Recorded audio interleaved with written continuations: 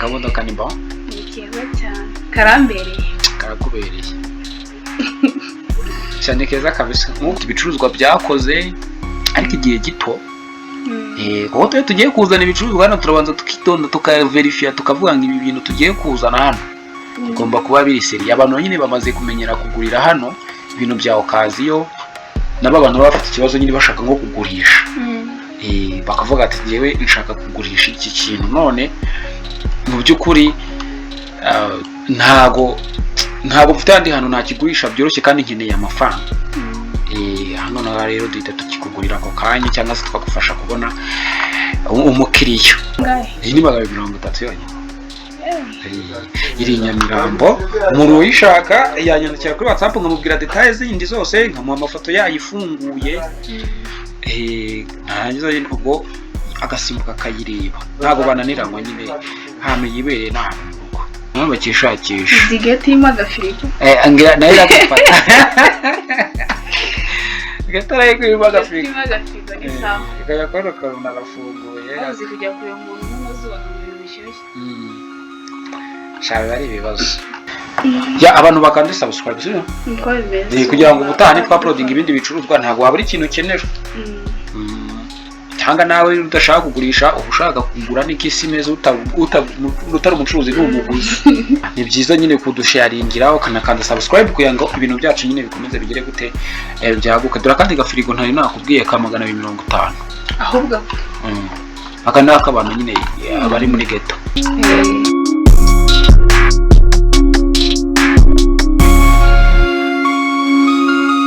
Musuhuze mwifuriza amahoro y'Imana aho herereye ku isi hose mubwira ngo ikaze mu biganiro byacu bya buri munsi. Uyu munsi rero ntago ndi njyenyine kumwe nande buze Nayisimbe simbura kaza neza rero kuri channel yacu. Uyu munsi batuzaniye iki karawe mushyitsi ahubwo mwibwira icyo mufitiye ndababwira ibyo nabazaniye.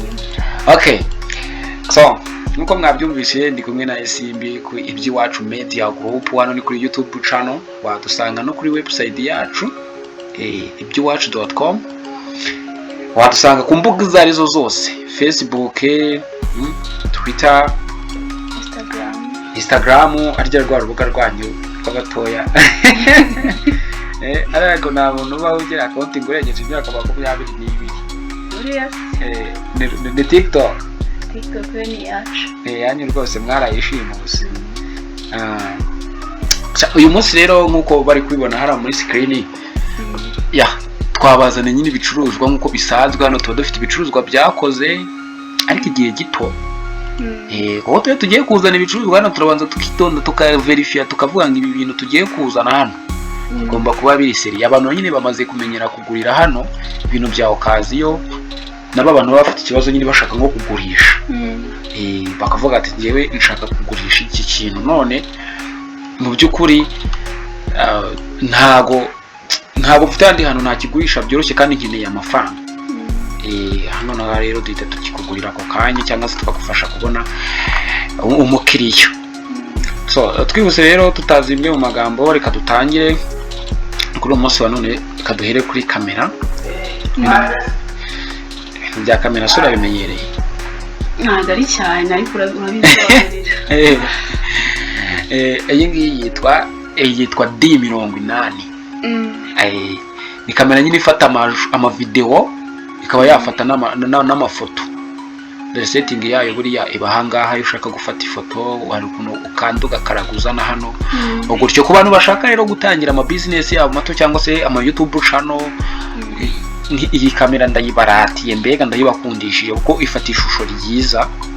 No kuri channel yacu barebye hasi ari ibiganiro twagiye tuyifatisha ako nyirayo nyine ashaka kuyigurisha tutashye ntanubwo gushakamo amafaranga menshi ari gushakamo 500 akagwa n'izi mikoro zayo kuko zira mikoro ni wireless. Hari akandi kantu nyine bacomekaho and then igahita itangira ikarecording.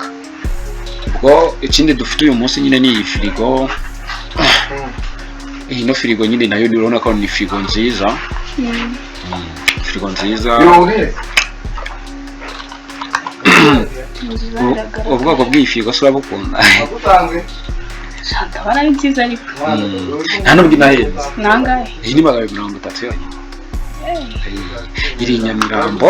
umuntu uyishaka yanyandikira kuri WhatsApp nkamubwira details zindi zose, nkamuha amafoto yayifunguye, narangiza ubwo agasimbuka akayireba, ntabwo bananiranywa nyine, hano yibereye n'ahantu mu rugo.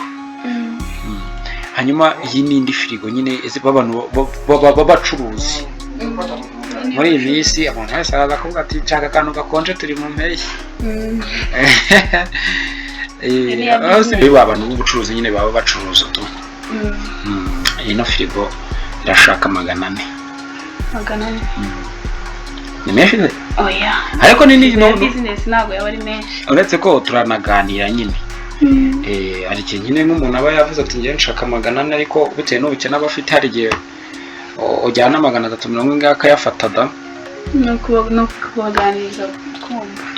rero hari umuntu wikunze yanyandikira inbox nkamuha ibirango byayo aho iherereye, nicyo nyine n'ibintu byabo byangombwa nyamukuru, marike n'ibiki byose. iyi n'indi, iyi ntabwo ihenze, iyi ntabwo ihenze, ishaka 320. yari nshya kigura 380, kandi nayo umva nta n'icyumweru ngiye yakozeho. ariko biragaragara iyi ngiyi kandi ni cyashya rwose. gatwihute akangaka ko na gato gasanzwe, kagashaka 480. nako ni keza, nako karacyari gashyashya nk'uko ubibona. firigo twihute, izi ni za zindi z'ubucuruzi. iyi ngiyi buriya ntabwo ihenze nka ya yindi, kuko iyi ngiyi ni 380 mu gihe ya yindi ariyo 400. iyi ni nini se cyane? iriya niyo nini? aya marike zazo ziratandukanye. hanyuma ahubwo amamodoka wari wanindi nagutindiye, wari washakaga kwirebera imodoka. ahantu bayifotoreye buriya si Sonatube, niba wazi neza ndikubona ni Sonatube. okay. ino modoka nyine yitwa Audi. iyi marike se wari uyizi? by'amamodoka ndabimenyereye.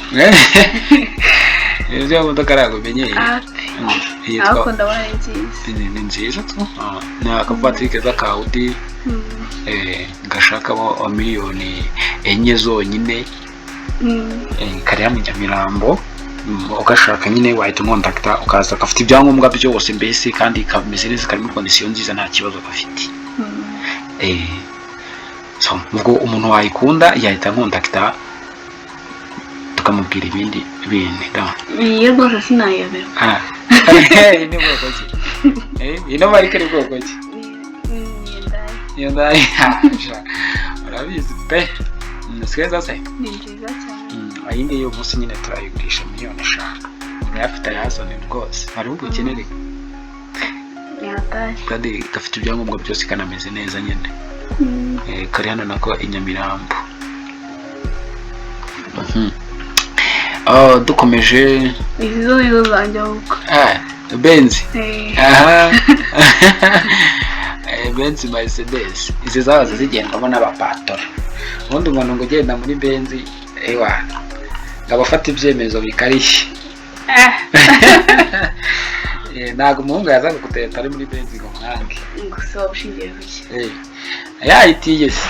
nicyo kibazo, niho basigaye badufatira. Ego se shasa, ubwo ngubwo mbese tumaze kumenya ko mukunda imodoka, ubwo nagatira nkaza rwose ntuje cyane. ntabwo watinda gufatwa. Yego. nese ko zidahenze undi wayiguza kugira ngo utire. ariko nta nubwo zinahenze. inkubu ngiyi nayo irashaka 5,000,000. ubwo utanze 5 ukaza ugatsindira umukobwa nkanjye. kandi ko nako ibintu byose biracyari bizima. umukobwa nawe noneho ni sawa cyane. none se ngo barebe ukuntu uri cyiza we. cyangwa natwe ubu twigurire iriya kamera hasi 500 tuyatange tujye tubyikorera tugaragara. abantu bajya barangarira mu kukureba ntibibuke ibyo turi kuba. tuzabigeraho nabyo. iyi ni ya Hyundai nyine iri kugaragara inyuma. aka kago ko furimo. aka kamodoka ni bon ni keza cyane karambereye karakubereye cyane keza kabisa nkuko nako kari Nyamirambo nyine nkuko nabivuze ni miliyoni 5 ya abantu umuntu ufite gahunda nyine nyandikira ako mwakabyara mpana ba komisiyoneri aryo mu komisiyoneri aza akakubwira ati yego ni sawa akagushyushya